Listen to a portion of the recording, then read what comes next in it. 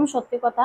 আমি যখন 2019-এ class join করেছিলাম, তো আমাদের এই এলাকায় দুজন দুজনের হ্যাঁ দুটো পার্লার বা তিনটে পার্লার এরকম ছিল, সামনে দুটো আর এখানে একটা ছিল। তো যাই হোক, আমি নাম মেনশন করছি না। কেমিক্যাল ইউজ করলে পিম্পলস এর দেখা দেয়, কারণ প্রত্যেকটা প্রোডাক্টের মধ্যেও কিন্তু কেমিক্যাল থাকে। তো সব সময় মেকআপ করলে পিম্পলস আসে। আর অনেকের সেন্সিটিভ স্কিন থাকে, তো এই সেন্সিটিভ স্কিনের মধ্যে পিম্পলস আসেই।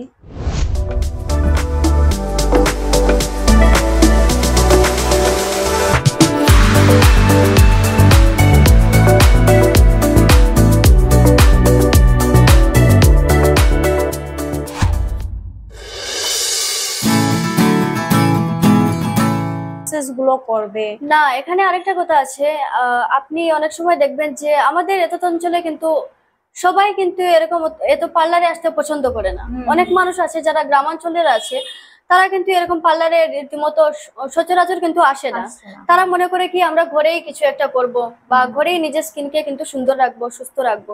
তো সেটাই, সবাই কিন্তু পার্লারে আসতে চায় না। তো যারা আসতে চায় না, আপনি তাদের জন্য কিছু একটা টিপস দিন, যাতে তারা কিন্তু ঘরের মধ্যেও নিজের স্কিনকে মেনটেন করতে পারে।